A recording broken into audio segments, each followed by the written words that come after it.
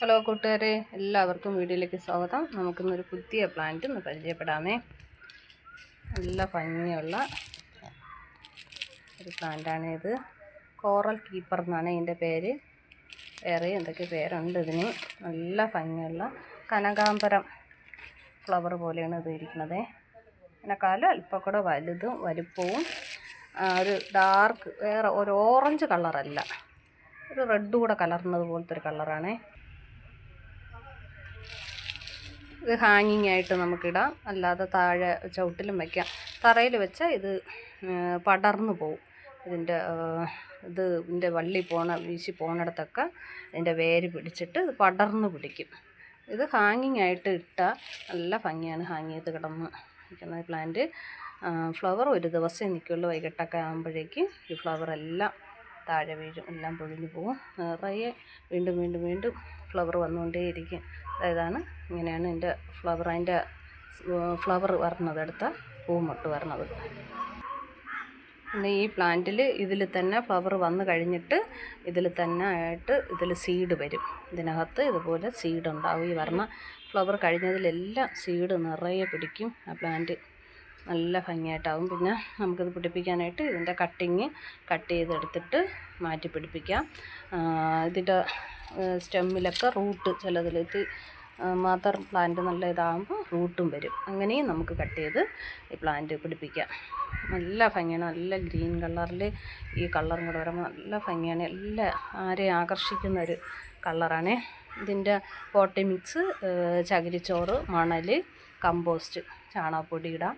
പിന്നെ നമ്മളെ കയ്യിൽ എല്ലുപൊടി ഉണ്ടെങ്കിൽ അതിടാം. എല്ലുപൊടിയൊക്കെ ഇടുമ്പോൾ നിറയെ ഫ്ലവർ വരും. അല്പം വേപ്പ് പിണ്ണാക്കും അല്പം സാഫും കൂടെ ചേർത്തിട്ടാണ് ഈ പ്ലാന്റ് വെച്ചിട്ടുള്ളത്. എന്നിട്ട് നട്ട് ഒരിത്തിരി ഒന്ന് നീണ്ട് വരണ സമയത്ത് തന്നെ നമ്മൾ അതിൻ്റെ തുമ്പ് ഭാഗം കട്ട് ചെയ്ത് കൊടുക്കണം.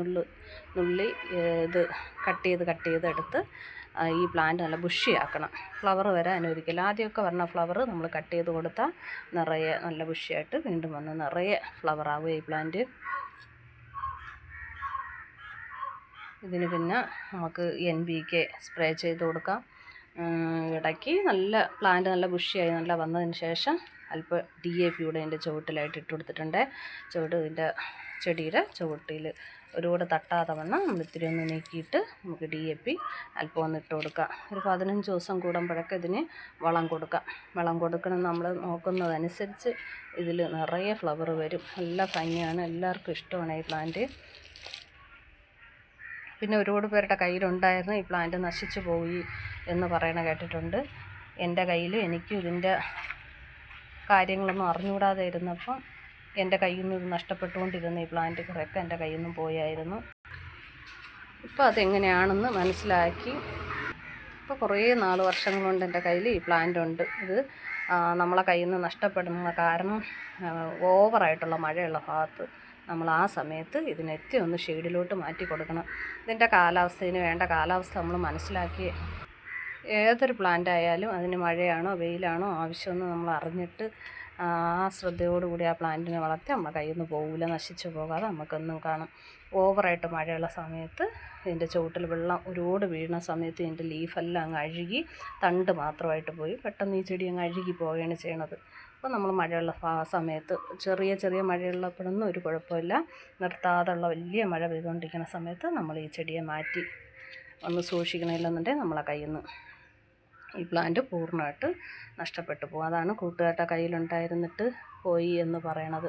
എൻ്റെ കയ്യിൽ ഞാനും അറിഞ്ഞുകൂടാതെ എൻ്റെ കയ്യിൽ നിന്ന് ഇങ്ങനെ പോയി. പിന്നെ വീണ്ടും രണ്ടാമത് വാങ്ങിച്ചിട്ടാണ് പിന്നീട് ആക്കി ഇതുപോലെ എടുത്ത മഴയുള്ള സമയത്ത് ഞാൻ എടുത്ത് ഷെയ്ഡിലോട്ട് മാറ്റി അല്ലെങ്കിൽ ഹാങ് ചെയ്തിടെ എന്തെങ്കിലുമാണ് ചെയ്യണത്. ആരുടെ എവിടെയെങ്കിലും നേച്ചറിലൊക്കെ ചില സ്ഥലങ്ങളിൽ നമുക്ക് വാങ്ങിക്കാൻ കിട്ടും. ഇത് എവിടെയെങ്കിലും കിട്ടുമെന്നുണ്ടെങ്കിൽ എല്ലാവരും വാങ്ങിച്ചൊന്ന് ഒരു ചെറിയ പ്ലാന്റെങ്കിലും വാങ്ങിച്ച് വയ്ക്കണം.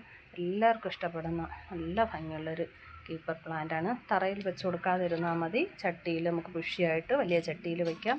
ഹാങ് ചെയ്തിടാം. നമുക്ക് ഹാങ് ചെയ്തിടുമ്പോൾ വെയിറ്റ് കുറയാൻ വേണ്ടിയിട്ട് ചകിരിച്ചോറ് ഇടുന്നത്. പിന്നെ ഇടയ്ക്കിടയ്ക്ക് നമുക്ക് കമ്പോസ്റ്റൊക്കെ ഇതിൻ്റെ ചുവടൊന്ന് ഇളക്കിയിട്ട് നമുക്ക് അങ്ങനെ ഇട്ട് കൊടുക്കാം. വലിയ കീടബാധയോ പുഴുശല്യമോ അങ്ങനെയൊന്നും ഈ പ്ലാന്റിനെ ബാധിക്കാറേ ഇല്ല. എന്നാലും ഇടയ്ക്ക് എല്ലാ പ്ലാന്റിനും ഞാൻ ഇത്തി സാഫ് കൊടുക്കുന്നത് പോലെ ഇതിനും ഇത്തി സ്പ്രേ ചെയ്ത് കൊടുക്കും. ഒരു പുഴുവോ വണ്ടോ ഒന്നും ഇതിനെ ആക്രമിക്കുകയോ ഒന്നുമില്ല. പിന്നെ ഇതിൻ്റെ ഓരോ ഇതിൽ നിന്നും വരുന്നതിൽ പറഞ്ഞല്ല സീഡാണ് പറഞ്ഞത്. സീഡ് വന്നിട്ട് പൊട്ടി വീഴുന്നിടത്തൊക്കെ നമുക്ക് തൈകൾ ശ്രദ്ധിച്ചാൽ ചിലപ്പോൾ കിട്ടും. ചിലതിലൊക്കെ ചില അടുത്തിരിക്കുന്ന ചട്ടിയിലൊക്കെ പൊട്ടി വീണിട്ട് തെറിച്ച് വീണിട്ട് നമുക്ക് പുതിയ തൈയായിട്ട് അങ്ങനെയും കിട്ടാറുണ്ട്. പിന്നെ ഈ പ്ലാന്റ് വെയിൽ സ്നേഹിക്കുന്ന പ്ലാന്റാണ്. നല്ല വെയിൽ ഇതിന് വേണം. എത്ര വെയിൽ കിട്ടുമോ അത്രയും നല്ലത്. അതനുസരിച്ച് ഇതിന് ഫ്ലവർ ഉണ്ടായിക്കൊണ്ടേയിരിക്കും. വെയിൽ വേണം. പിന്നെ വെള്ളം നമ്മൾ ഒരു ദിവസം ഒരു നേരം കൊടുത്താൽ മതി. ചുവട്ടിൽ കെട്ടി നിൽക്കാതെ ഒന്ന് നോക്കിക്കൊണ്ടാൽ മതി. ഒരു ദിവസം നമ്മൾ വെള്ളം കൊടുക്കാൻ വിട്ടുപോയാലും ഒന്നും സംഭവിക്കുന്ന പ്ലാന്റ് അല്ല. നല്ല ഭംഗിയായിട്ടിരിക്കും. അപ്പോൾ കൂട്ടുകാരുടെ കയ്യിൽ ആരുടെങ്കിലും കയ്യിലുണ്ടെങ്കിൽ ഒന്ന് കമൻറ്റ് ചെയ്യണം. ചെടികൾ ഇഷ്ടമുള്ളവർക്കൊന്ന് ഷെയർ കൂടെ ചെയ്ത് കൊടുക്കണം. സപ്പോർട്ട് ചെയ്യാൻ മറക്കരുതേ. ഈ ഫ്ലവർ ഇഷ്ടമായ ലൈക്ക് കൂടെ ചെയ്യണേ. ഓക്കേ.